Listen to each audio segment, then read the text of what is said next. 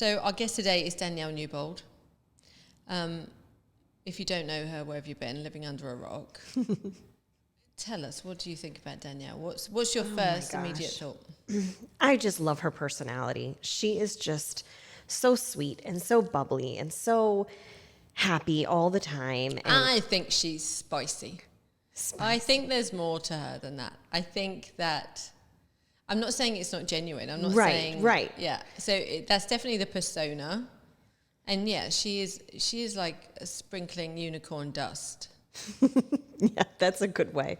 That's a good way to describe her. But I think she's a bit spicier than that. And I think that instead of swearing at the world and getting mad and whatever, but she throws a bit more glitter. I think I can almost see when it's funny. She carries a lot of burdens, I think, but yeah, she's really, really good at keeping them hidden and just dealing with it herself. And working hard through all that. Yeah, and she has this close circle of friends. Mm-hmm. And also, obviously, she has Miles to Go, the charity organisation that she started with her son. I want to know, too, how that's changed her world and how that's changed her life, because it's certainly taken over.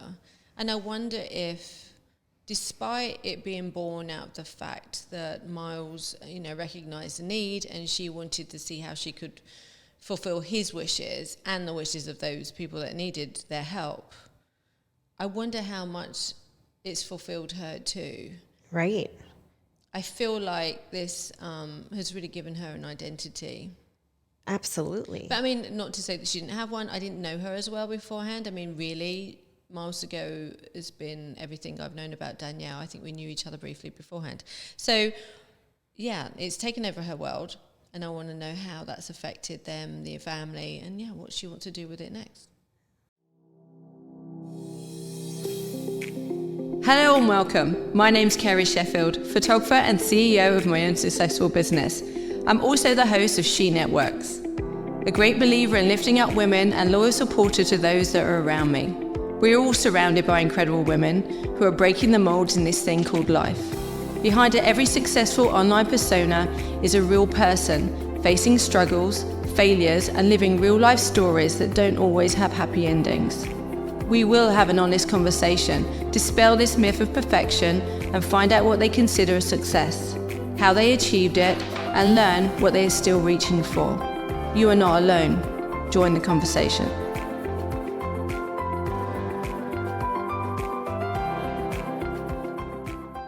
Danielle Newbold. I feel like people, and it's funny, people say to me, Carey Sheffield. And I feel like people are like Danielle Newbold. Ooh, not to be confused with, I don't know. No, but what I mean is, isn't it, don't you find it funny when people say your full name? And people say it a lot to me, but I think, and I've heard people say it to you too, and they say your full name. And I think that's because you're so present and you're around and people know who you are. And it's not about fame or anything like that, other than just being well known. Sure. And I think you've certainly made a name for yourself in the local area for the past. How many years are we looking at now for Miles to Go? We're going to go. We'll go back, but we're going on six years February. Yeah, and I think we kind of knew each other a little bit before then. But I want to go back just a little bit more, because I feel like you and I both came from the same kind of side of the tracks, and we had a different start in life. And tell us a little bit about how you got from year dot to where you are now. Maybe start just before Miles to Go, but where were you going in terms of your career and your life, and what were your plans and aspirations? Just before Miles to Go? No, growing up. Oh, and just growing up. here. I was a theater kid. So I thought that I was going, and I think really that's where on stage was where I was finding validation and finding some and when self-worth, and all of that. So it was a great home for someone that kind of just needed that home. Yeah. Yeah. And and then the philanthropy stuff, that was just hand in hand, and I didn't realize it when I was younger, but truly when you do something for someone else, then you feel better. It's medicine. Yeah. So I, when in my 20s, was a big brother, big sister with big brothers, big sisters. And I'm still in touch with one of the girls. She's now married. And that was, that was something I could do. I was talking about it with somebody yesterday over at Stacy's. She was looking for something for her daughter to get involved in, and she's in her early 20s. And I was like, she should be a big sister. That you don't have to have. And that's an organization for those that don't know. Right. So Big Brothers Big Sisters is an organization, and you can just sign up, and then you're someone's big sister. And of course, I'm simplifying it. There's background checks and all of those things, but it's something that's accessible and you can do, even though you might not have a lot of financial means. So you were in theatre, and I guess I fast forwarded a lot. Yeah, a little bit. So but I get it. But you're in theatre, and when I said about the same side of the tracks, we had difficulties. Life wasn't easy. We raised ourselves a little bit, and that's where we came from. But so you're in school. So I wanted to be an actress, singer, or journalist. I love to write and stuff too. So I had all those things. But without that family support, both financial and just presence, that's not happening. It's not. You're kind of lucky if it can happen for you, because you need to work to live, right? Yeah. So did you go on to higher education, or I didn't go to college, but what were your thoughts? What was your career span going to look like? My family. I grew up in Ocala, Florida. My family moved a few days before my high school graduation to New York, and I stayed in Ocala. I ironically, was a couch surfer, a professional couch surfer at that time. And I worked several jobs, and, from a hostess at the Olive Garden, then a waitress at TGI Fridays. And I had I think it was $500. I had a very small scholarship to the community college in Ocala. So I went for 2 years there, and then... What were you studying? Theater. Oh, of course, I got my AA, but I was in my scholarship was for their theater department. That's where I got that. And the funny thing is, and it's so frustrating for kids that are in this situation now, I don't know that it's changed a whole lot, but my parents were not well off, but they made enough money so that I didn't get scholarships. Even though I didn't get anything from them. So. Yeah, no, I understand. And so you just didn't qualify. And I want to say too, I back up a little bit further. I'm not. It might sound resentful, or might sound like I might have some judgment towards them. I don't. I've forgiven them, and they think that they did the best that they could with what they had. My mom was diagnosed with MS when I was 12. So 1988. That was a really long time ago. The treatment wasn't there. She lived in a state of denial from that point forward. And I would say that's when my sister is 4.5 years older. That's when she and I started to essentially raise ourselves. My parents were just intellectually, emotionally gone. They were physically there until they weren't there anymore. So I stayed in the comfort of school from getting my AA, then I went to Florida State, still studying theater for my last 2 years of school.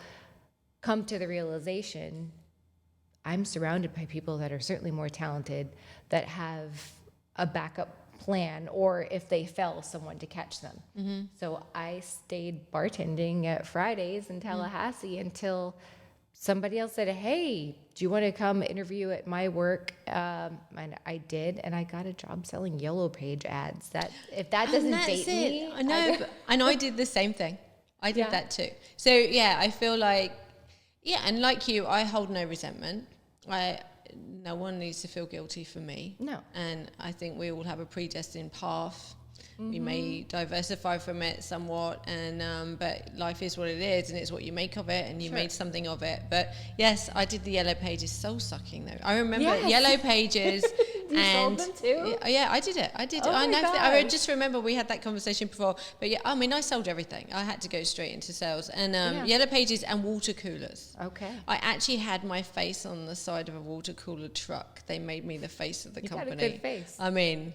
The photo shoot was terrible. Talk about bad perm, but bad perm and polka dot shirt. So, hop, skip, and jump. And And I think that people that have suffered can recognize and help people that are suffering. And I think that you do it in a way that I appreciate, and that's that you don't do it for gratitude. You don't make people feel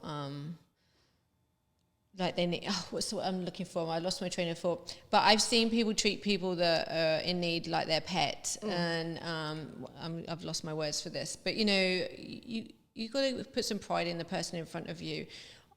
Yes, gratitude is something that we should all have as human beings, but unfortunately, there are a lot of people that give. They expect gratitude from the recipient in such a way that I find it really unattractive. But, you know, how you work and what you're doing and the people you surround yourself with are just getting on with it for the good, not for, yes, it can make you feel good inside. I think if you have a problem, go and solve someone else's problem, it'll fix yours.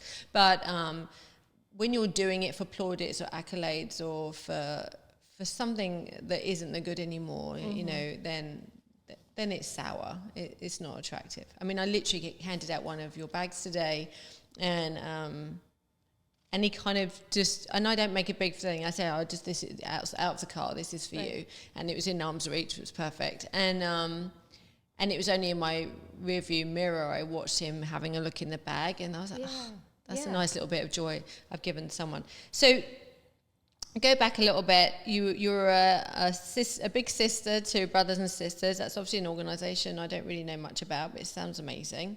So you know your heart was always there, and you wanted to help people. But let's talk about Miles to Go, which really is a big story for you now.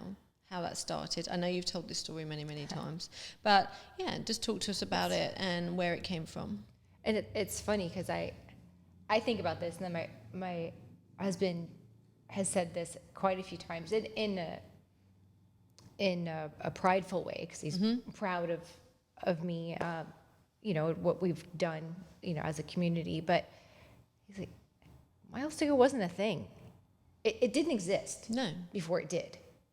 And I'm like, that and it occupies so much space for me personally, in time. And that was one of my questions. It's taken over your life. It has changed and affected you and your family from a notion that your son had, and you're going to share that conversation with us, to where we are today.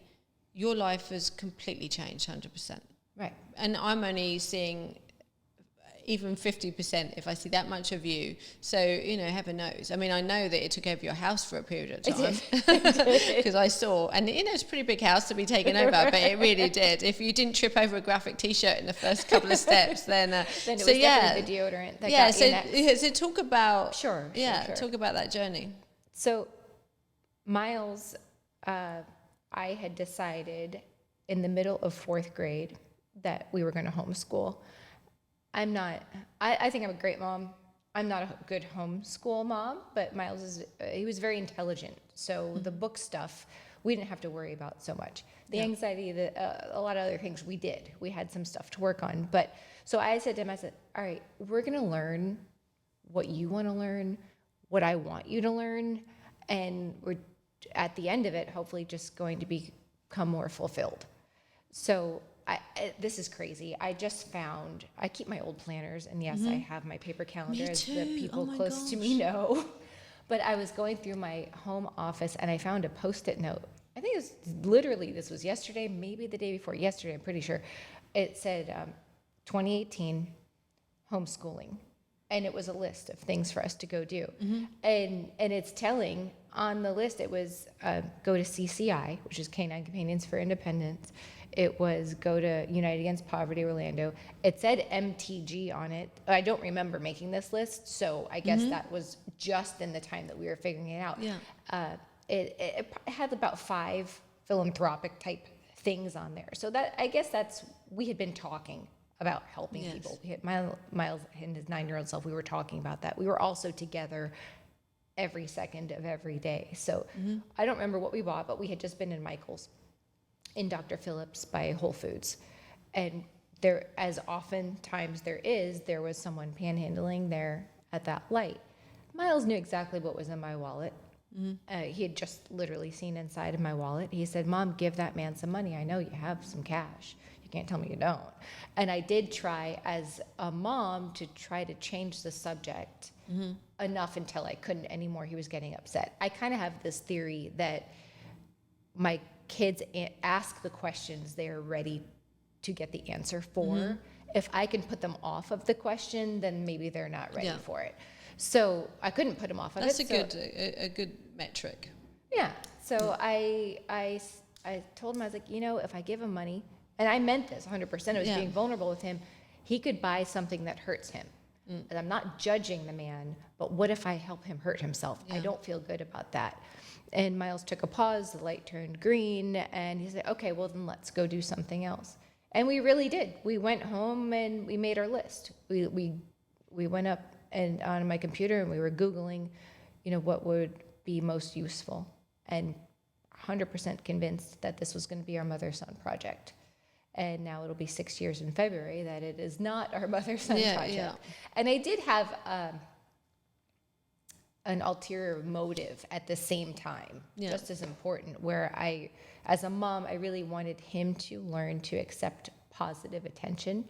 We were having a bit of the other in school, and we're still working on that, but and I'm not giving up. But in any case, that's when Miles to Go was born, on that street corner, and I didn't have a job, right? I was mom, right? Yeah. Being a mom is a job. He's got 2 younger siblings. We've got older stepkids. I didn't have something that was occupying a lot of my time. I spent a lot of time in the gym. And I was working out with my trainer, Bryce, and he said, I'm going to get you 150 empty bags, and you're going to fill them. And he just could tell this was going to be our path. And I remember thinking, there's no way we're ever going to fill 150 bags. That's insane. So we made an Amazon wish list, and the community in the neighborhood really showed up. So I was crying at our front door. I think I remember. The boxes upon boxes. And then as we realized, okay, this is going to be a real thing, and then my husband's company helped us with the logistics of starting a 501c3, everything was just really flowing, and I knew asking neighbors for Amazon donations is going to expire. Yeah. That's not sustainable. People aren't going to be excited to continue doing that. The cute 9-year-old boy thing, that's only going to last so long. And what we were seeing is the effect of people giving the bags out even before we had a logo or on the bags. That was becoming increasingly important. So I was like, that needs to keep happening. So people receiving the bags are very important, and it's full of $35 worth of essentials. Sometimes I skip over some details for people that don't know. For those that don't know, Miles to Go started from this conversation with Miles. It's basically a bag of essential goodies, if you like, for want of a better word. But you said you created a list of these essentials. It amounts to $35, but when you hand that bag, there's some deodorant in there, there's some sunscreen, there's a bottle of water, there's some protein, there's a cereal bar, there's a t-shirt, there's all these great things. They are not life-solving. They are a bit of joy in a bag that will help a need right now. And also, and even more so than what's in the bag, is that seeing somebody that needs it, and the love that you're giving them by saying, here, this is for you. And this isn't actually pulling a $5 out of your wallet, which comes with no thought. This is, I have a bag in my car because when I see you, I want to show you a bit of love. Yes, exactly. And one of the things in the bag, the least expensive thing in the bag, is a You Matter card. Yes. And it just says You Matter, and it's signed by the bag packer, because a lot of times we have multiple people come to us and pack the bags together, whether it be with their business, their Girl Scout troop, or a nursing home. We have people packing bags. And so the person, the bag packer, signs a card, and it says, here are a few things that just to let you know that you matter to me. That I'm not getting the words right, but that's the point. This last August, I realized more than ever the value of that card, that really actually costs us nothing because Sundance Printing donates them. So really $0 spent on this card. I met a man named Hendrix, at the Sharing Center's gala. So we work a lot with the Sharing Center. I was just there personally, as the chair of their silent auction, and Miles Steel partners with the Sharing Center a lot. So much so, I know I'm all over the place here, but that we have the Miles to Go renewal station on their campus where people experiencing homelessness can get a haircut. But in any case, we're at their gala, and I was helping at the end of the silent auction and getting things where they needed to be. And Hendrix had spoken as a success story. He came out of homelessness. He is now housed, and that is to the credit of the Sharing Center and the services that he received there. But when I was alone at the end of the night, he came to me and he said, I've been waiting for you to be by yourself so I could share the story.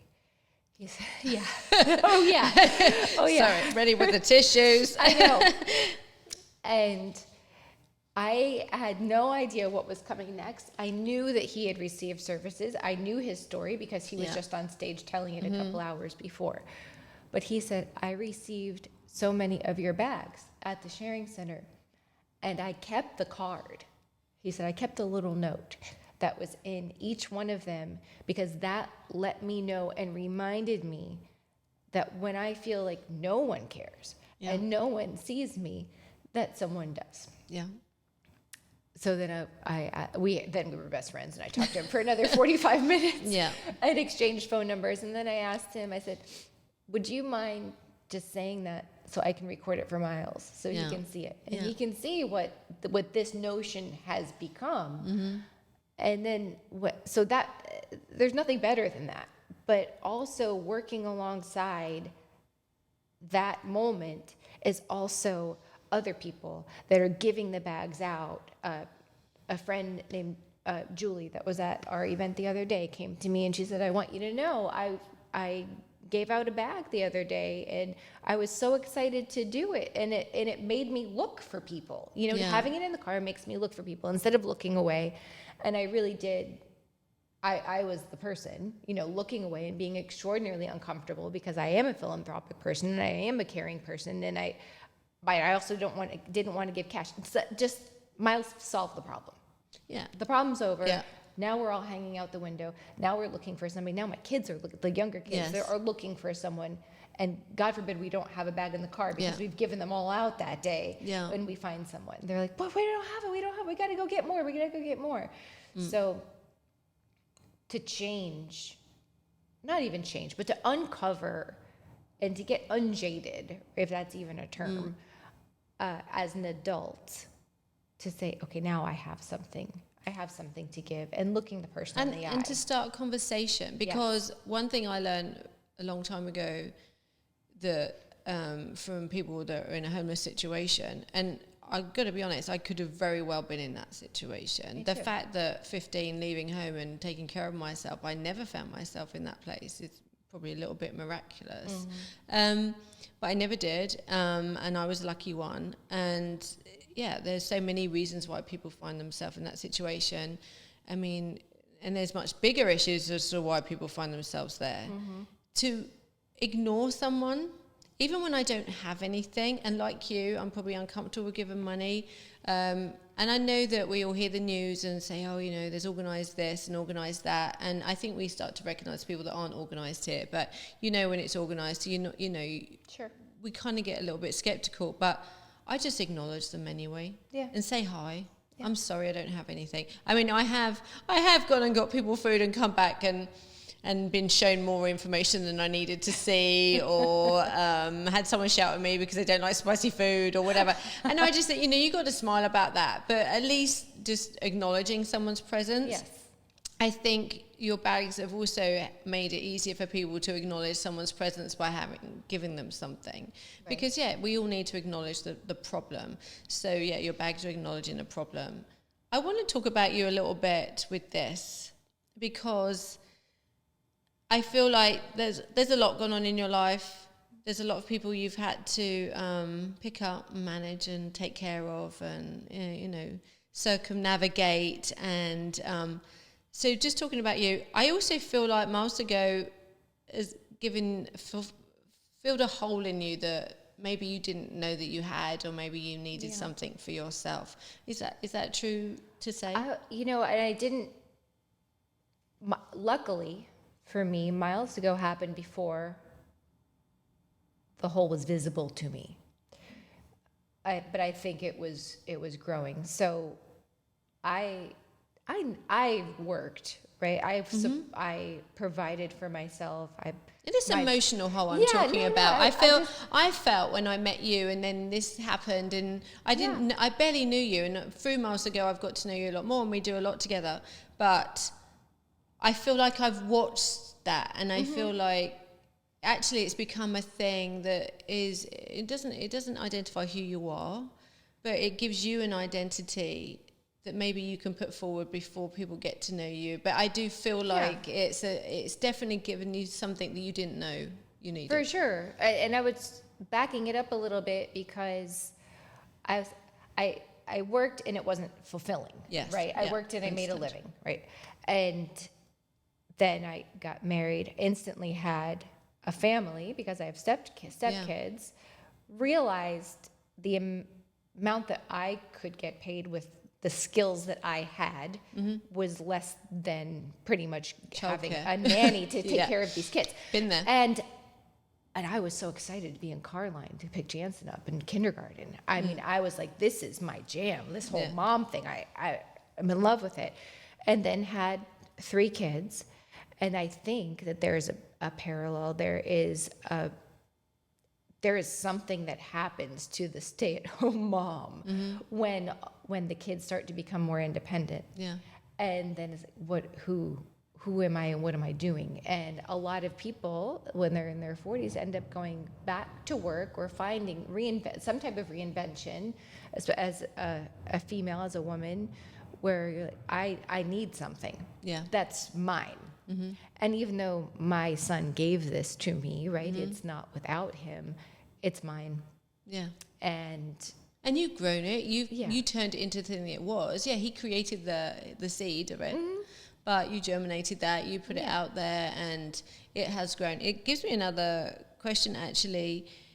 If you were starting this all over again, what would you do differently? So for somebody that has your charitable heart, that wants to be in this world, what things have you learned? Because you created a brand new thing, you don't do the galas, and you are networking and you're building these relationships, and you're popular, but that takes work and energy, and you're putting yourself out there.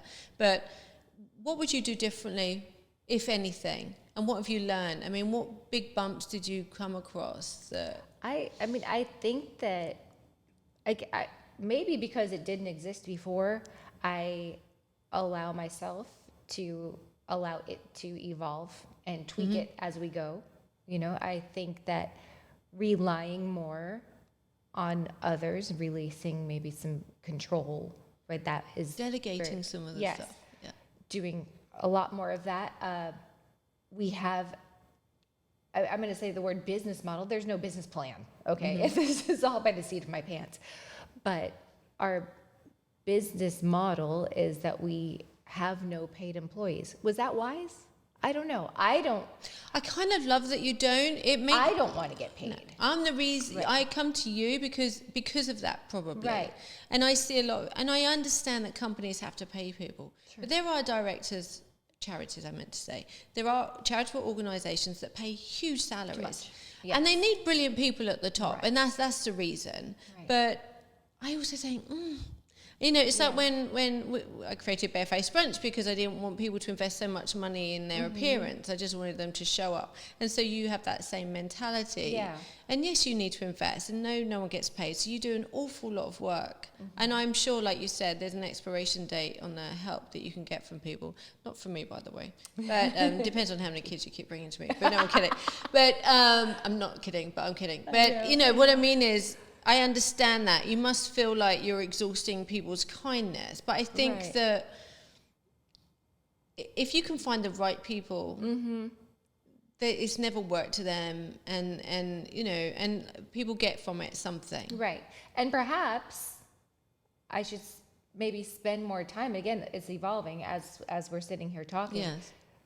Reach out to the people that are where I was Yes. a few years Give ago. them an identity. Where, yes, they need something to fill the space. Yeah. You know, Maybe we should have a woman in crisis, apprentice scheme. Yeah. And I do feel that this whole podcast is about people listening and learning from people, all these different wonderful women that have found something, that have grown something, that have come out of adversity, that are just, and it's giving them a few steps in how to get there and how to make this thing happen. And you can't do it all on your own. And so many of the women that have sat here have said that they were the support network for something else. And I think there is that busy period in your life where you're so busy supporting, so busy being a mum, so busy doing all these things that you don't think about what's missing in your life. No. Well, and I think that when the kids are very little, they're feeling it in a way, you know, and then once they start to get older, and it doesn't, I'm not saying it's easier having older kids. It's just different. And well, they need you more. They spend more of your money too. They do. They get more expensive, honestly. But talk about all the avenues that you're in right now. I just want to let people know. So you miles to go, and you have what you call your little shop. But so let's talk about what's available to people in order for them to support you. Sure. So, I mean, just like we talked about a little while ago, showing everybody the Amazon wish list, only that excitement only lasts for so long. And it was lovely while it lasted. We still have an Amazon wish list, but I always want philanthropy and giving back to be fun. Yeah. And I've thought to myself back when we started the apparel line, and the reasoning was, I was really proud of what we were doing. We had our logo, I was wearing it on a t-shirt, and I like fashion, right? And that logo wasn't something I truly wanted to wear every day, no matter how proud of it I was. And at that time, I'm noticing all of these graphic tees are all over the place, and I'm thinking, well, I'm funnier than that, or I could do something that's, you know, even warmer and fuzzier than that. And I only send you about 10 a week by text. Yeah, right? Look at this one. So that, honestly, that's how my brain thinks now when I'm listening to songs or reading a book or anything else. But I was like, let's just try it. Let's try it and see what happens. And I thought of two things: raising good humans and love for all. I thought, if these sell, maybe this would be it. Because I had been on committees hosting galas and the silent auction was always fun for me. So I always headed that up for other organizations that I either volunteered for or was on the board of. And I was like, I can't handle that kind of stress. That won't be joyful work for me, even if it works out. And it's a saturated market. Yes. Gala season is like every Saturday, it's Friday, Saturday for and back like to 3 months. your concept about barefaced brunch too. I mean, I know if I'm spending $1,000 on my appearance, well, that's $1,000 we could be putting somewhere else. right. And again, without judgment of the other ones that are doing it, it's just already been done, like you're saying. So I was like, let's just There's see. room for something else too. That's it. And part of also a perk of us starting Miles to Go was we could accept volunteers at a very, very young age. When I first moved to Orlando and I was trying to find volunteer work for my stepson to do, there was nothing, because you had to be 16 years old. You had to be X amount of years old. So I wanted everything that we did to be accessible to the family and to be positive. And so those first two Raising batches, Good Humans. Raising Good Humans and Love for All, and we still do versions of those. They did amazing. Yeah. So then we did another one, and then we did another one, and then, like you said, you're walking to my home and you can't get into the house because you're tripping over apparel. So then we opened up our tiny shop in the front of Connected Movement. So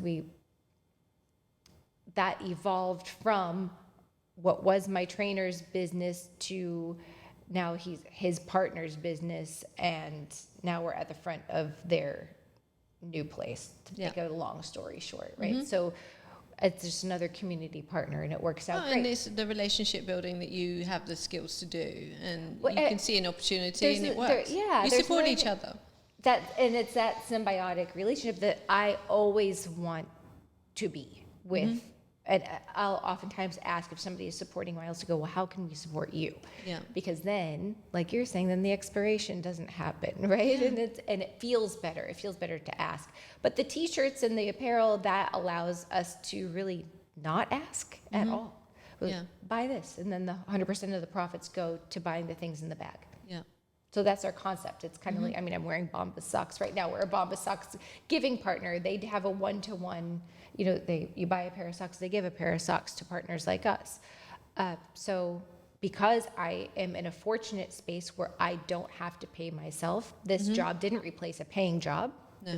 And I'm still the mom, right? Yeah. And I didn't replace my job entirely, but it works out. And so you have the tiny shop, you have the apparel, but you are in other places that people don't always know. And the reason they don't know is just because you're too busy to tell them. This is true. Because you're too busy doing the thing that you do. And you don't have an agent and a marketer and whatever. You are all of the things. So you touched on the sharing centre. Right. And I remember Violet and Violet's Bags and the Harbour House. And yeah, tell us about all those different places that you have reached and how and you've supported. I know you've written checks for people. I know that you've created funds and opportunities for people. So tell us a little bit more about, because you know, for some people they just think you do the bags. I know there's a lot more going on. Yeah, well, it from very very small projects to bigger projects like the sharing center. So we developed another arm of Miles to Go called MTG Cares, and that happened because Violet and Miles both had the same 5th grade teacher, and she was diagnosed with breast cancer. She's a teacher. Her husband worked in academics as well. And what can we do? You know, what's in my wheelhouse that we can do? I was like, well, we could definitely have all the kids at school wearing a T-shirt, and the proceeds can go to her. So we did that small project, but it's funny because so maybe we raised a couple $1,000s. Nothing life-changing for this family. No, but you also recognise them but it made them feel seen and cared about, and gave the children an opportunity to show they care. Right, and the recipient, I guess I can say her name, Mrs. King. She's still Sabrina, right? Yes, she still mentions it, and she says that she couldn't have gotten through that time in her life without the support of without our support. And it's overwhelming and humbling because I'm like, no, we barely did a thing, but it meant a lot to her. Yeah. Just like the bags to the people that are on the street mean a lot to them. Small gesture, big impact. You don't know what these little things that we do. If you give the cashier at Publix a compliment, what that's going to do for her. So it's just everything that we do is all about making someone's life just a little bit better. Isn't there if it's a saying? 0.5% better. There's a thing. What's the saying about the mosquito in the room? Wasn't it Gandhi that said, "If you don't think that small things matter, go to bed with a mosquito in your bedroom." Okay. And you'll see what a tiny thing, how big an impact that can make. And if we all just do these tiny things, right? Yeah. So we did that, and then that opened a door for a mom from Violet's volleyball team said, my neighbor's daughter has there's a brain issue and she's going to be having all of this. Cut to, we made a special T-shirt for her too, and the proceeds went to that cause. So Lauren, was it the flower one? Oh, that's another one. Yeah, no, that was me, and I asked you to. Yes, I'm like, you've done so many. There's been so many different projects. Yeah, it was the other one was Chiari malformation. This one was she had a type of cancer, and we got the T-shirts for her because it was COVID time, so she couldn't see people, so she couldn't be around people, so we wanted everyone to wear the T-shirt so she could see that, and we all sent a photograph. For her, it was all about friendship. Wow. That's funny. During COVID, wash your hands. We put on a T-shirt, and it was so very popular. Someone ripped us off on Etsy, and I was like, "Look at that! Yeah, we're cool enough that somebody ripped us off." I know, right? Plagiarism is a compliment. Somehow. I loved it. So and the sharing centre, so that people can go there, and you funded this project, and they can get a haircut and all that kind of stuff. Yes, and they're adding nail services to that to the facility as well. I know that people don't give up caring about their appearance. There's not the facility for them. Well, and then back to do they get picked up or something? How does that work? So, but I want Yes. to go backwards a little bit. So Hendrix mentioned to me, Yes. he said that he went back to school, and he was homeless when he went back to school, but that was with the help of the sharing center, and people were complaining to him that he smelled bad. And I have the most sensitive nose in the world, and I absolutely probably would have been feeling the same way, but it was part of his journey, and part of this whole thing is appearances. You know, And pride. These people yes. have pride in themselves. They care. Dress for the job you want, Yeah, not the yeah, job you have, kind yeah. of thing. So if you need to go get a haircut and have a hot shower and have your laundry done, you can do that at the sharing center. And we helped in our little way, and our little way cost us $50,000. So like, that's not little to us. No. Maybe that's little to some other organizations, but that's a lot of T-shirts to sell. Yeah, So- it is. Yeah.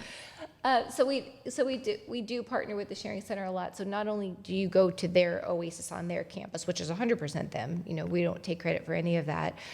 You can go get a hot breakfast, you can have your laundry done, get a clean change of clothes, work on their computers, and you can get a haircut at the Miles to Go And renewal see station. people and be And around see people and hang just- out for a little while. Yeah. And you leave with as many as we can provide. They see 50 people a day. We can't provide 50 a day, but we provide hundreds and really thousands of Miles to Go bags. So then when people leave the Oasis, like Hendrix was, then they'll leave with a Miles to Go bag, which has all the, enough to get you through the day at least.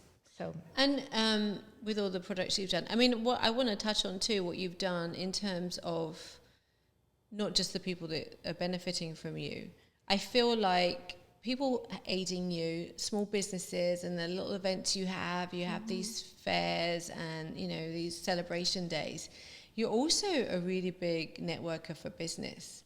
So I think I know so many people because I met them through you or an event, or, we had another person on the podcast, and they said they met me when I photographed your fashion show at Bloomingdale's. And I'd forgotten that's how we met. But there's a big circle. And even though these people are giving their time to help, it's growing in their businesses or launching their business. A lot of, young people are coming, or young businesses are coming forward and assisting you to grow their network. And that's fine. We need you. Everybody should benefit. Everybody should absolutely. benefit. And they're not, it's not callous, corporate marketing, but it's networking. So there's so many people along the way that you're helping and educating people about how good it is to help. Where do you see the growth from Miles to Go? As your family gets older and they grow, what do you see in the future? You're growing, your life's changing, things are different for you. Do you see you happy with the status quo as it is right now? Or do you have a vision for yourself and for MTG? It'll be interesting to see, because I truly don't know the answer to that question. But if it gets bigger than it is now, then we need a director. That's not me. I can't do more without it taking too much of me away from my family, even as they're older. So we're at this cusp of, do we go for it? Do we hire a director? And I think that it's part of me thinks, well, that could definitely be a feasible way to go. We could still be the only charity that has a founder and CEO that doesn't get paid, so that, and and I don't think there's any shame in paying someone a salary. Right. I mean, so now I feel then this is a message that you're saying is that you're at the point where when you're doing something good, but it's jeopardizing your family because of time, it's been good for your family. I mean, it's, you've all grown up in it. I see your husband showing up in his T-shirt too, and well done, Chad. But, because it's sometimes it's getting up at 5 a.m. to go to the 5K or whatever, and all these things. I'm sure it's an effort. And, but yeah, if it's jeopardizing your family, you're no longer doing good. Right. And it has to be, selfishly, it has to be joyful work for me. Yes. And as it is right now, even I can say this throughout the Christmas season, which is a really wild season for us, it is. It is joyful work. And I show up to all of our pop-ups, which if everybody doesn't know, we show up to every every holiday bazaar and I'm wearing pajamas and pigtails, and I feel the energy that I appear to have. It is 100% real. Yeah. That can't ever be faked. No. And it can't be at the detriment to the family. So Yeah, right in now, the moment, yeah. right now, this is where we are. But there are ways to continue what we're doing by, I think, again, just kind of releasing some of that control. And we have been growing, and it's been an interesting thing for even me to watch with the 5K. We just had our second 5K, and we raised about $55,000 on this last one, which is double what we did the first year. Yeah. So, and I love the fact that 2 weeks before it happened, you were just like, oh, we've not done enough. It's good. It's not working. It's not happening. You know, and that every time. That humanity behind it. But yeah, I definitely feel that feeling that crisis is because you're a human being and you're doing 1,000 things and you're doing all the things. Somebody that comes from a background of running charitable organizations would not be having that emotional reaction because their focus would be on the numbers and all that pulse, where you can't do all the things all of the time. So either you're going to get burnt out to the point that you just walk away from it.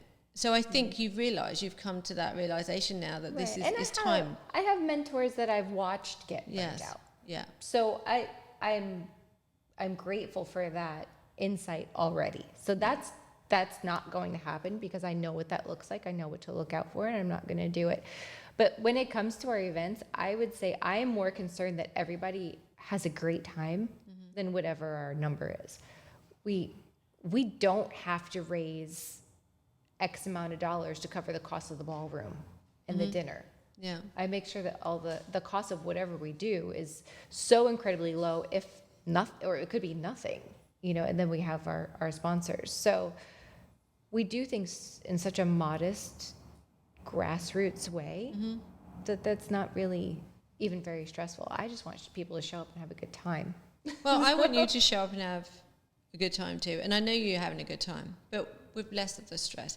We're going to wrap it up here. There's definitely going to be a second conversation because I see the growth, and I think you're going to come up with another idea, and I'll continue to keep sending you pictures of shirts. I think that'd be really great for the shop and having ideas.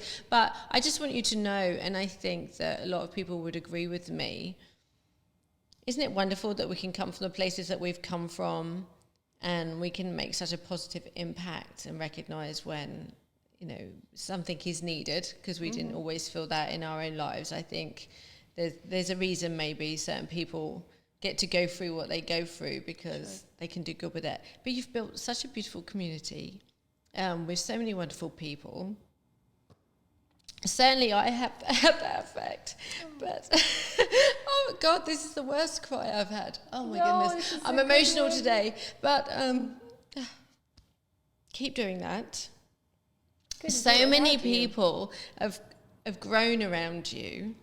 I feel like we can't call it Windermere anymore. We just need to call it like Newbold City or something. And I can't see that, but I'll take it. Yeah, right. We can put that on the T-shirt. There we go. That's the next one. I just think that don't underestimate the effect. I mean, I get a little bit scared when you call me because I think, oh God, what have I got to do? What does she need now? But I'm so sorry. Never stop calling. And I know that I can always call you when I need something. Absolutely. I love that about you. Well done, you. Thank you so much. Thank you.